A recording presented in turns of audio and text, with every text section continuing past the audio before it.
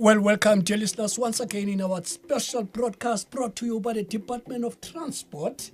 Yes, indeed, Department of Transport of South Africa. Tonight in our studio, as we unveil our pilot 5-part series by the Department of Transport, we're joined by our DDG, Untate Dumisani Ntuli, who's going to be discussing with us, among other things, maritime transport. Welcome, Tate Ntuli, in our program tonight. Thank you so much, and thank you for this opportunity. I would like to greet all the listeners out there. Thank you very much. Once again, my name is Lennox Glass. And Ntate Karabo Lance has decided to fly the plane for us tonight. He's sitting behind there. I don't know why he has decided to do this. He's throwing me in the deep end. But remember, I'm a soldier. I'm not going to refuse when I'm sent to go out there and do some of these things. Ntate Dumisani Ntuli, we know right now this month has been declared Transport Month. Basically, let's try and get a sense. What does the Transport Month entail? The Transport Month is a very important period in the history of public transport in South Africa. It is an opportunity where the minister in particular, all political office bearers, are able to convey messages and are able to, in a way, publicly account for the work that they have been undertaking through their departments, in this case, in the area of transport. So it's really to get people focused on thinking transport, because as we all know, the transport is the lifeblood of the economy. Without transport, there is no movement. There's no movement of people. There's no movement of goods. There's no movement of nothing.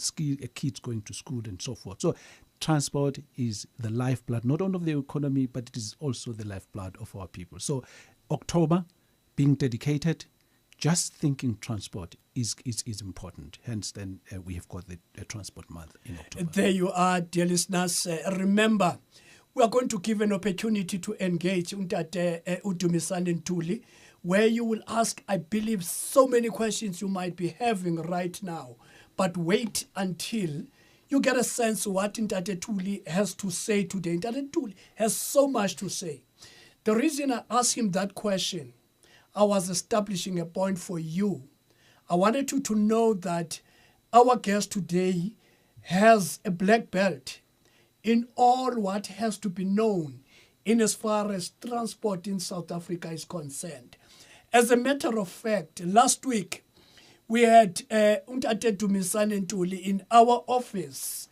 We were talking about various aspects regarding what we're going to be talking about for the benefit of all those that did not hear what Untate Ntuli had to say. Please listen to this. So welcome to our special interview, and this morning we are joined by the Acting Deputy Director General, considering into... Okay, let's start again. All right, thank you so much for taken time to join us. This morning we are joined by the Acting Deputy Director General coming from the Department of Transport, and he's a maritime specialist. His name is Mr. Dumisani Ntuli, who's going to be telling us about an absolutely amazing opportunities that are there for those who want to study a subject that's got to do with transport, the variety of them, really. We're talking aviation, we're talking air transport, we're talking land transport, but we're going to be focusing on maritime, and Ubabu Ntuli is going to tell us exactly that. Thank you so much for joining us, Bamunduli. Thank you, and to all the listeners, and I look forward to discussing a very interesting subject with you. Yeah. Mm-hmm.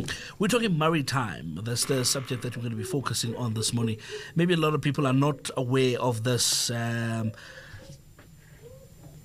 section of the Department of Transport, or transport mode in South Africa.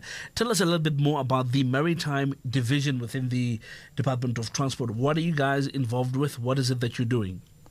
Well, as you would be aware, that the Department of Transport is a very huge department, and the maritime sector is one of such areas, and this has to do with the fact that South Africa in addition to its land mass, it has about 3,000 kilometers of coast. So the oceans are part of South Africa, and about 95% of goods coming into the country and leaving the country, they go through ports, the maritime infrastructure. So therefore, as a country, we are a maritime nation. So it goes with a state that is a maritime state, that it has to have all the elements that are necessary to ensuring safety, to ensuring economic development, to ensuring that the citizens of the country benefit from the resources that is bestowed on this country. So the department, therefore, is responsible for charting the way in terms of how the maritime sector needs to develop and how we can serve not only the South African economy, but the world economy. All right.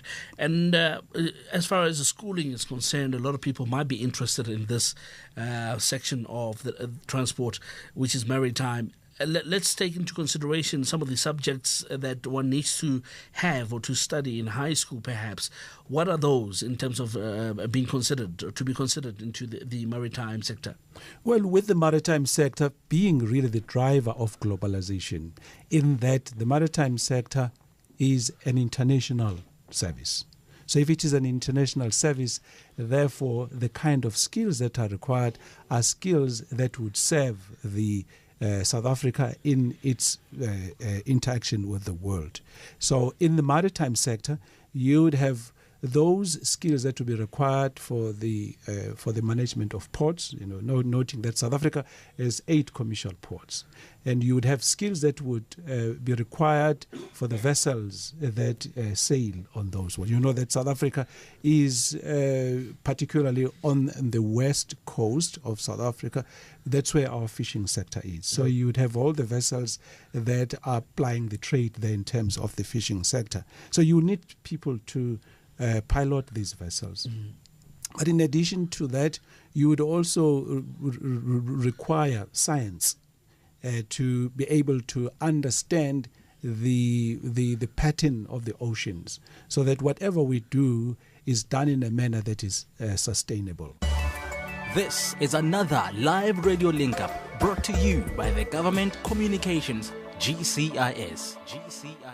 Yes, indeed. Stay tuned to this special broadcast brought to you by the Department of Transport in collaboration with GCIS.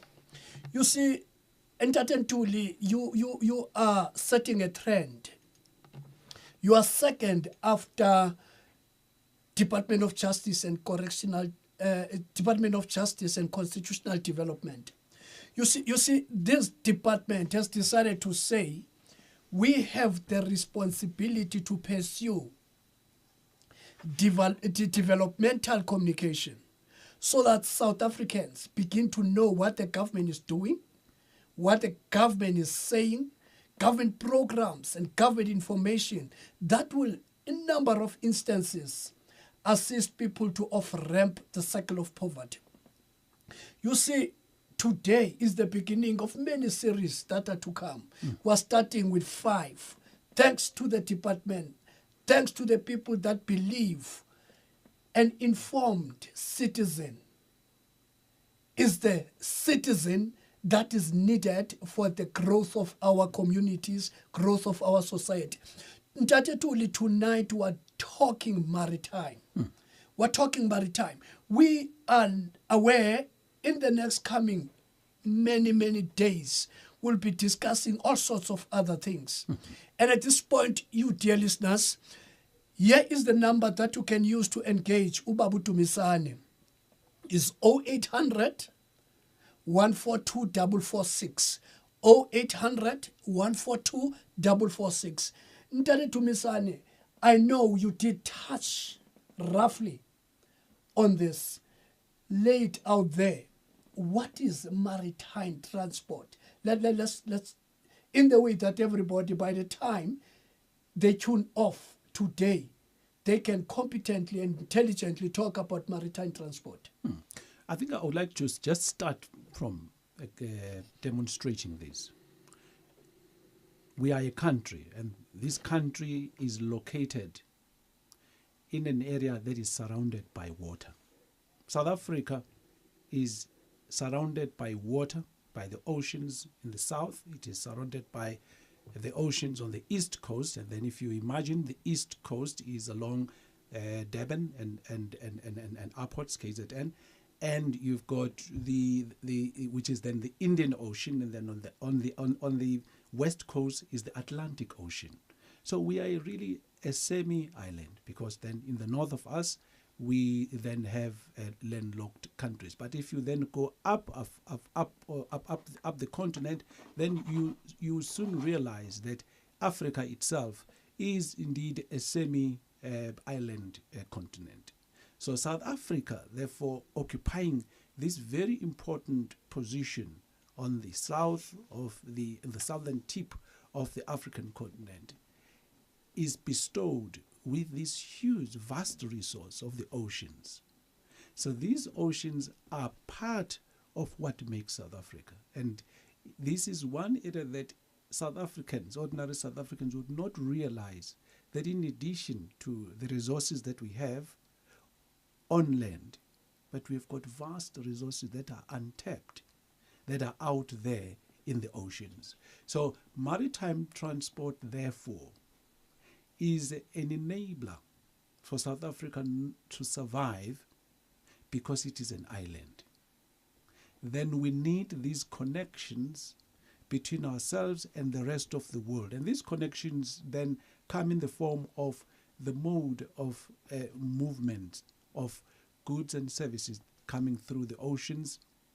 If for a moment you think of I'm making this an example, your trainers that you are wearing, the trouser that you wear, the wristwatch that you are wearing, the fridge that you are putting your food on. Have you ever for a moment thought as to how did it reach you? I can guarantee you that it came through the maritime transport sector, sector. Meaning that goods coming into South Africa, they come with ships, the containers that carry all those items into the country.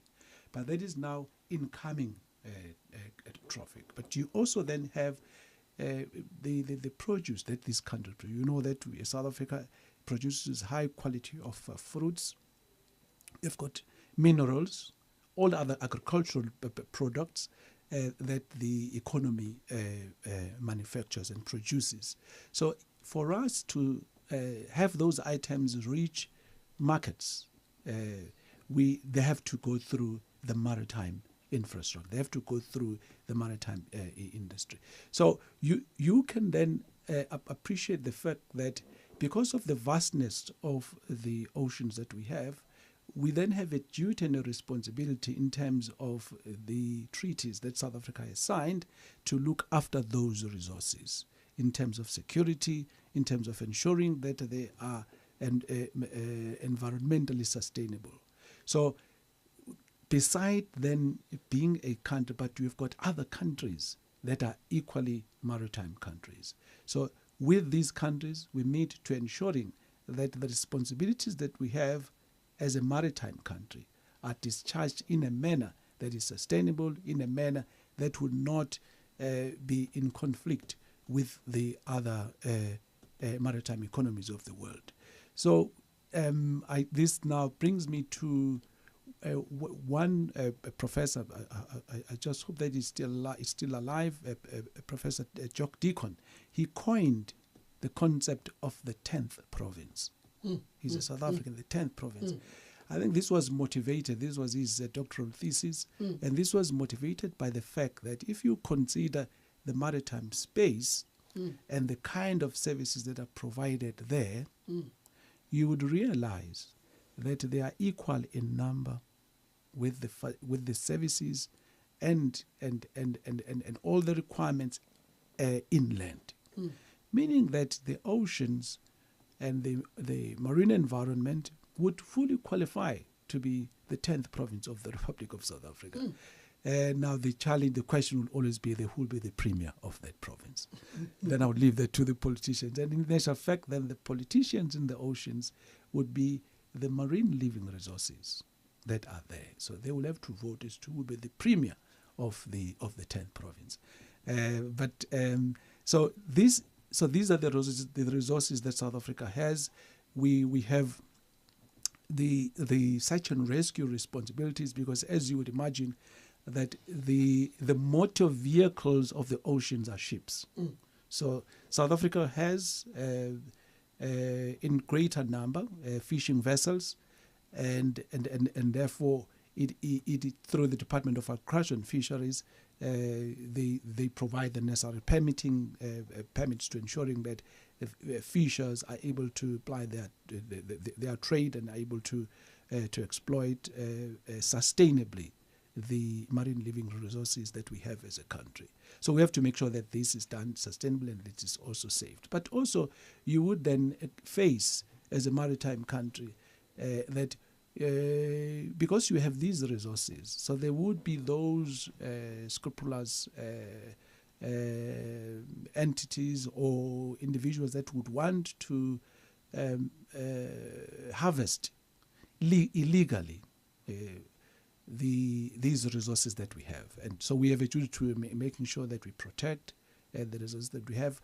But also you've got, because South Africa is a major shipping route that connects east and west, and you've got type of vessels which are today still referred as the Cape route vessels, and that cannot traverse any other ocean because of their size other than going through the Southern Ocean. So therefore it becomes important that South Africa is able to protect itself against any threats of those vessels either polluting the marine environment and or getting lost or getting stranded at sea. So there's a huge industry that provides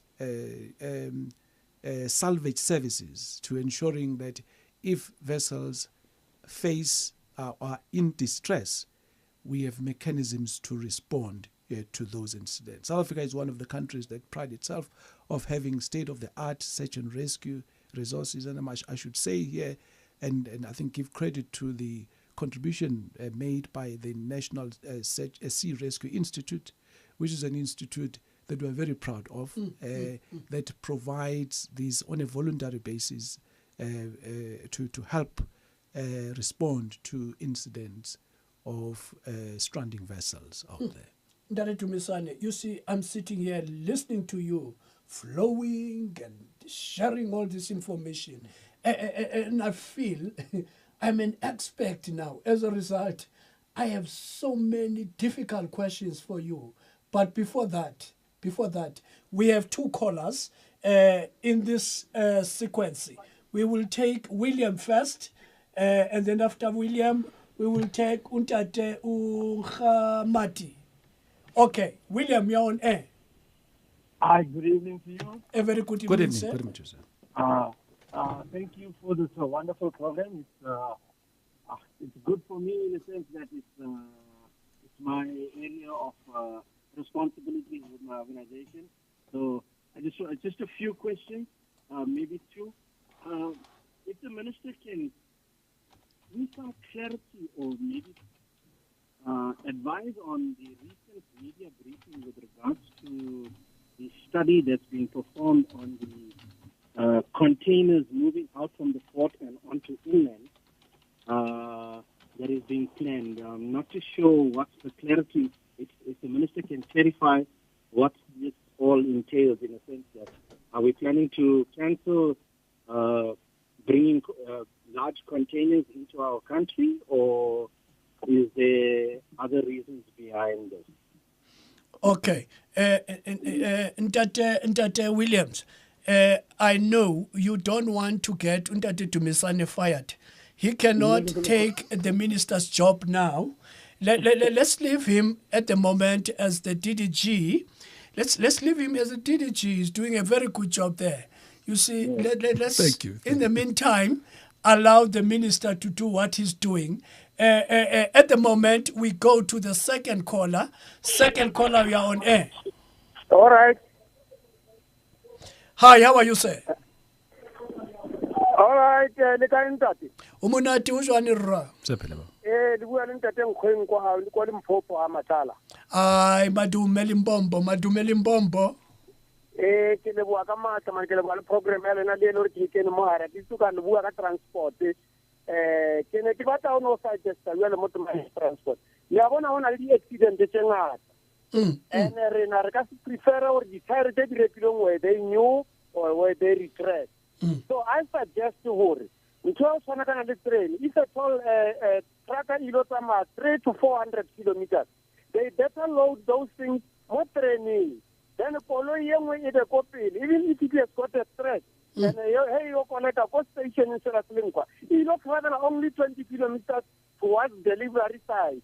Then it can be safe to travel 400 kilometers. When you retire, di go fita and a high signal to come out super driver come on. Lo tengata di come di tiring and the tiring I will never know and later ba encha. Mara one teacher too much. Leona ke tire e tsantse e senye ka tsere ke new. Ke le popo ya ka yeo ya hore a ke re le ka transfer le tsona di taxi. Ha ke di le ke hore di hoi di caravan ba se re tsore lo re batho go ka le merwalo. If at all is more than that, let them go and luggage and about the following station go follow one thing. Just like maybe Polokwane, Valaisa from Joburg. Marabala get them ralo. For Habafika Bonga Moralo one. It will save loading the accident. Yo, Ntate Waka, I'm sure if we are to join a department, you will be best suited in the Department of Transport. You have brilliant ideas. Before we go there, let's go to George. Just here next to Attersfield. Ntate George, you're on air. A nice program is on Ruta Hanka. I can have some few questions in what about the first question for what is studies at Maritime course ukaya ko college yethu ngoba ko di-university setting. And then second question to the subject tse le ngore ngwana ka ditsia Elena ka ditsia from high school a go rata go study sona maritime. And then another question is ngore ke nang le yona ko Victoria ka ngore Department of Transport ka fa di bursaries for bana ba ngore bana ka go study sona maritime. And then another question ko gore e ka ngore ba fa di tours mo ngore ba ka arrange le dikolo maybe the high school for ba ise gona mo di mo mafelong a bengore ka berekisang ba tsona di maritime go bereka go teng. And then another the last question ke go the opportunities, other opportunities tse dingwe di le mo teng mo maritime. Ntate George, we dirile man homework ya gago man. We dirile homework man. At this point in Ntate Dumisane, the ball is in your court. I told you difficult questions are coming your way. Thank you so much, and I would like to thank all the listeners that have put in questions. I think it just shows that because it's now like a test on your side, whether have you been listening, and I'm encouraged by the kind of questions that have come through. Just to try and provide some clarity, I would just like to start with Mr. Madume, who I think he called for all the way from Limpopo. Yes. His question, I think, is a very important one. It's a question that is linked to an existing policy of the Department of Transport in terms of moving goods from road to rail because of the cost that the road infrastructure is facing. Because this is in transport economics, this is referred to as externality costs. Because the damage that is done by I think big trucks on the road that carry goods that are I think of a standard that causes problems for the road is what this policy is trying to deal with. So we need to escalate, and the department is moving with speed to escalate this policy as to ensuring that we are able to move all those goods from road to rail. But then the bigger question linked to that is an answer that has been, I think, is being provided by the Minister of Transport, Dr. Nzimande. He is, in actual fact, pushing hard to introduce what he refers to as the transport innovation hubs. So that you've got young people like Madume, who has raised these issues, when they have ideas, to be able to be linked with the hub so that they are able to provide those ideas and in terms of the thinking on the future solutions. Because I think today we need future solutions. And I think he would be, the best candidate to be one, to put some of his ideas in these innovation hubs that the department would be rolling out. Now, the question which just comes next to, I didn't pick up the name from the last caller. Yes. In terms, that was George. Yes. George asked a very important question. I think, I think the answer that I'm going to provide, I hope it would be of benefit to all the listeners. And this question relates to, whether South Africa has got maritime colleges. I would like just to state that, indeed, because of history, most of those colleges will be located on the coastal provinces. So you would have in Durban the DUT, which is Durban University of Technology, which provides maritime-related courses, short courses, and degrees as well, junior degrees that the college provides. And then you've got in the Cape, you've got the Cape Peninsula Technikon, which as well provide a maritime education training. But those are at a much higher level. But if you go grassroots, which is part of the question that he asked us to, primary level, and high school, because we are a maritime nation, by the fact that we are a maritime country, we have been investing in what is called the maritime schools, because you know that at the moment the maritime is not in the curriculum, but the comprehensive maritime transport policy approved by Cabinet last year in June and launched in Durban.